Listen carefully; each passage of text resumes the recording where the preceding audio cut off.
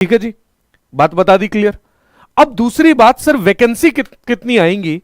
तो वैकेंसी की जब हम बात करते हैं तो इस बार जो एसएससी ने जो वैकेंसी दी वो दी है 7500 और लिख दिया कि टेंटेटिव। 7500 लगभग लगभग मानिएगा टेंटेटिव है, लगभग करीबन तकरीबन ये इतनी आने की उम्मीद है। अब इसमें अनुमान आप लोग ये लगा रहे हैं कि सर पिछले साल भी ऐसे ही टेंटेटिव वैकेंसी दी गई थी, लेकिन उनमें बहुत ही एक्सपोनेंशियल इंक्रीज कर दिया था, बहुत ही कई गुना इंक्रीज कर दी थी वैकेंसी। क्या ऐसा ही इस बार भी होगा? तो उसके चांसेस कम है, क्योंकि ये एक आरटीआई लगाई गई एसएससी में और उसमें खाली जो रिक्त जो पद हैं, खाली जो पद हैं उनकी जानकारी एसएससी ने उस आरटीआई में दी। और वो कितने आ रहे हैं तो वो अलग अलग डिपार्टमेंट में मैंने यहां पर मेंशन कर दिए। एएसओ के अंदर आ रहे हैं 440, इनकम टैक्स में 168, टीए 587, डब्ल्यूओ के 253, CAG auditor 153, SW 34, JSO 108, ASO railway 24, customs 11, ASO 35, CAG 150, inspector of post 54, IB 37, MEA 91, ASO in EC 4, excise inspector 2072, preventive officer 276, examiner 80, AEO in ED 10, executive assistant 570, textile assistant 1, NIA SI 12, SI in CBI 127, CAG junior accountant 475। तो लगभग जो total बैठ रहा है, जो ये RTI लगाई गई, इस आरटीआई के हिसाब से जो एसएससी में नंबर ऑफ वैकेंसी, जो खाली जो रिक्त पद जो आ रहे हैं वो आ रहे हैं 6558। तो रिक्तियां भी उतनी है, लगभग उतनी है। इसमें कुछ टेंटेटिव है, एक्साइज इंस्पेक्टर में कुछ चेंज हो सकता है, इसमें कैलकुलेशन इन्होंने पहले ही स्टार लगा के दिया था तो इसमें चेंज हो सकता है। तो लगभग आपकी वैकेंसी उतनी ही रहने वाली है, पहली बात मैं आपको बता दूं। तो अब आपको इन चीजों के बारे में कोई भी चिंता करने की आवश्यकता नहीं है कि सर वैकेंसी बढ़ेंगी, कितने पद आएंगे, एक्साइज इंस्पेक्टर में कितने आएंगे, या सिलेबस में कोई चेंज होगा, एज में कोई चेंज होगा, कुछ भी नहीं होगा। अब इन सारी चीजों को आप छोड़ दीजिए। सबसे पहले आपका जो लक्ष्य होना चाहिए, वो जो टारगेट जो हमारा होना चाहिए वो है हमारा सीजीएल टायर 1। सीजीएल टायर 1 आराम से बताऊंगा, स्ट्रैटेजी भी बताऊंगा, बढ़िया से बताऊंगा कैसे प्रिपरेशन करनी है। सबसे पहले आप एक मोटा मोटा तौर पर एग्जामिनेशन स्कीम देख लीजिएगा। एग्जामिनेशन स्कीम देखिएगा तो यदि हम टायर 1 की बात करें तो 4 सेक्शन आएंगे, 1, 2, 3 और 4, जिसमें रीजनिंग आ रही है 25 क्वेश्चन, जनरल अवेयरनेस आपकी जीके जीएस आ रही है 25 क्वेश्चन, क्वांट जो आ रही है मैथ्स 25 क्वेश्चन, इंग्लिश 25 क्वेश्चन और 2 नंबर के एक। तो टोटल 100 क्वेश्चन आ रहे हैं 200 नंबर के। और इसमें 1/4 नेगेटिव मार्किंग है, 1/4 नेगेटिव मार्किंग है। 2 नंबर का एक क्वेश्चन है, यदि आप गलत कर देते हो तो 0.5 आपका नेगेटिव मार्किंग यहां पर है। ठीक है बात। ये पहले 2022 से पहले हुआ करता था कि ये क्वालिफाइंग नेचर का नहीं होता था। अभी इसको क्या कर दिया गया कि आपके फाइनल सिलेक्शन में इसके मार्क्स नहीं ऐड होंगे। इसका मतलब ये नहीं कि इसमें आपने मिनिमम नंबर लाने, नहीं, ये मिनिमम क्वालिफाइंग नहीं है। यहां तो आपको अच्छे मार्क्स लाने पड़ेंगे, कट ऑफ जारी होगी, फिर आप टायर 2 पे जाएंगे। टायर 2 की यदि बात करूं तो टायर 2 के अंदर देखो सर, टायर 2 के अंदर सेक्शन 2 सेक्शन हम लोग यहां बना लेते हैं। सबसे पहला सेक्शन 1 है जिसमें मॉड्यूल 1 और मॉड्यूल 2 है। सेक्शन 1 के अंदर जो आने वाला है वो आएगा आपका मैथ्स आएगा और रीजनिंग आएगा। 30 क्वेश्चन है, 90 नंबर के, मतलब 3 नंबर का एक क्वेश्चन होगा। वैसे ही रीजनिंग में 3 नंबर का एक क्वेश्चन, टोटल 90 मार्क्स का होगा और ये 1 घंटे का होगा। सेक्शन 1, मॉड्यूल 1 और मॉड्यूल 2 आएंगे सेक्शन 1 में। सेक्शन 2 के अंदर आएगा इंग्लिश आएगी और जनरल अवेयरनेस आएगी। इसमें 45 क्वेश्चन आएंगे 135 के और 25 क्वेश्चन आएंगे 75 नंबर के।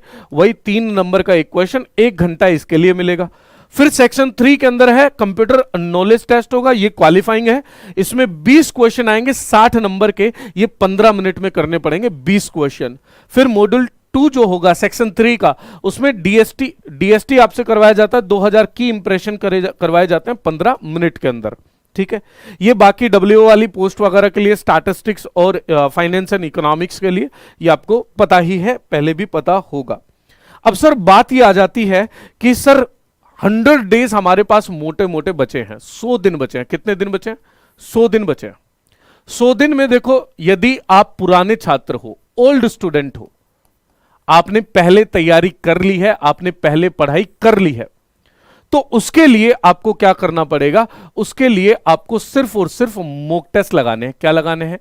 मॉक टेस्ट लगाने हैं और रिवीजन करना है। मॉक टेस्ट और रिवीजन ही आपको बस करना है। लेकिन यदि आप नए स्टूडेंट हो, यदि आप नए स्टूडेंट हैं, तो नए स्टूडेंट के लिए आपको क्या करना पड़ेगा? फिर आपको स्ट्रैटेजी आपकी बदलनी पड़ेगी। ठीक है जी। फिर आपको यहां पर सिलेबस भी कवर करना पड़ेगा, सिलेबस के साथ रिवीजन भी आपको करना पड़ेगा, रिवीजन के साथ साथ आपको मॉक भी आपको करने पड़ेंगे सर। ये टारगेट जो कर रहे हैं हम, टायर 1 को लेकर टारगेट कर रहे हैं, सबसे पहले मैं आपको बता दूं। और टायर 1 के लेवल की यदि हम बात करें तो level is very easy. Level जो होता है बहुत ही आसान होता है, सिंपल लेवल होता है, ये इजी लेवल होता है। इसको हम इस तरीके से डिवाइड कर सकते हैं कि हमारे पास 100 दिन है। 100 दिन को हम इस तरीके से डिवाइड करें कि 50 दिन हम लेते हैं पढ़ाई करने के। 50 दिन मतलब आपको सिलेबस ढंग से कवर करना है। हर एक सिलेबस में कोई भी पॉइंट आपको नहीं छोड़ना है। इसमें आपको थ्योरी करनी है बिल्कुल बढ़िया से, और ये 50 दिन आपके निकाल लेते हैं रिवीजन के। यदि आप बिल्कुल ये सोच रहे हो कि सर मैं सिलेबस एग्जाम से पहले खत्म कर लूंगा और उसके बाद रिवीजन नहीं करूंगा और डायरेक्ट एग्जाम देने चला जाऊंगा, तो कुछ नहीं होगा। आपको रिवीजन मस्ट है, बिना रिवीजन के आपको याद नहीं रहने वाला, पहली बात। तो 50-50 दिन का ये बाइफर्केशन लेके चलते हैं। चलो मैं आपको बना के बताता हूं कि किस तरीके से हम इसे डिवाइड कर सकते हैं। 50 दिन आपने थ्योरी करनी है, थ्योरी मतलब सिलेबस आपको कंप्लीट करना है, और बाकी 50 दिन आपको रिवीजन में देने हैं। अब कुछ बच्चे इस तरीके से परेशान हो जाते हैं, जो नए बच्चे हैं, पुराने बच्चों का तो चल जाएगा, नए बच्चे ये कहते हैं कि सर थ्योरी यहां पर कंप्लीट नहीं हुई, तो हम मॉक कब लगाएंगे? क्योंकि मॉक लगाना भी भाई जरूरी है, प्रैक्टिस करना भी अनिवार्य है, और बिना प्रैक्टिस के नहीं हो सकता सर। ये भी आप जो भी जिसने भी टॉप किया, जिस भी साल किया, उससे आप पूछ लीजिएगा। हम भी हमारे अनुभव से बता रहे हैं, आप उनके अनुभव से पूछ लीजिएगा। अब अगर मैं बात करूं इन 50, ये जो नए बच्चे थे कि सर नए बच्चे क्या करें? नए बच्चे जब थ्योरी आपकी 50% हो जाए, उसके बाद आपको मॉक लगाना है। उसके बाद मॉक लगाना है जब आपकी थ्योरी 50% हो जाए, फिर आपको मॉक चालू करना है। इसको डिवीजन कैसे करेंगे भाई? 100 दिन का आपको 100 दिन का 7 घंटे का एवरेज लेके चलना पड़ेगा। ये मैं मैक्सिमम बता रहा हूं आपको, मैक्सिमम। कुछ चीजें ध्यान रखना, डेली आपको अपने 45 मिनट, करीबन तकरीबन 1 घंटे से लेकर 45 मिनट आपको अपने कोई भी फन एक्टिविटी के लिए निकालने हैं, जिसमें आप अपने दिमाग को हल्का कर पाएं। क्योंकि लगातार 6-7 घंटे पढ़ना, कहना बड़ा आसान है, पढ़ना बड़ा मुश्किल है। दूसरी चीज कि सर ये जो 50 दिन आप लेकर चल रहे हैं, अब इन 50 दिनों को समझो सर। हमारे पास 50 दिन के अंदर लगभग आपको लेके चलने 350 घंटे। 350 घंटे के अंदर आपको ये प्री का सिलेबस कंप्लीट कर देना है इस 50 दिन में। जो नए बच्चे हैं उनको प्री का, और जो पुराने हैं वो आप प्री कम मेंस का लेके चलना। तो इसको डिवाइड कर सकते हैं हम 4 पार्ट में। एक पार्ट में हम क्वांट डेली आप फिक्स करेंगे, वो आप कर लीजिएगा। आप कहोगे तो मैं बना के दे दूंगा टाइम टेबल। एक रीजनिंग का, तीसरा जीके जीएस का, और चौथा इंग्लिश का। ठीक है जी, ये 4 पार्ट आपके पास हो गए, प्लस 1 घंटा आपका डेली एक मॉक। शुरुआत के 10 दिन आपका डेली एक मॉक होना जरूरी है।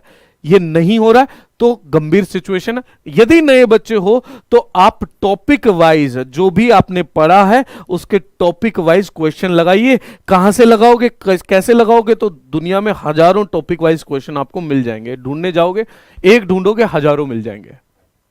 तो जब ये स्ट्रैटेजी से चलोगे तो लगभग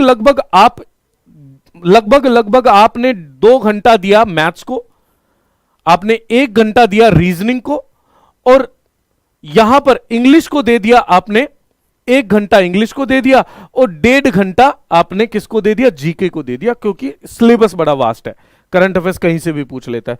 तो आपके पास 3, 4, 5, 5.5 घंटे आपके पास ये हो गए जिसमें आपने पढ़ना है।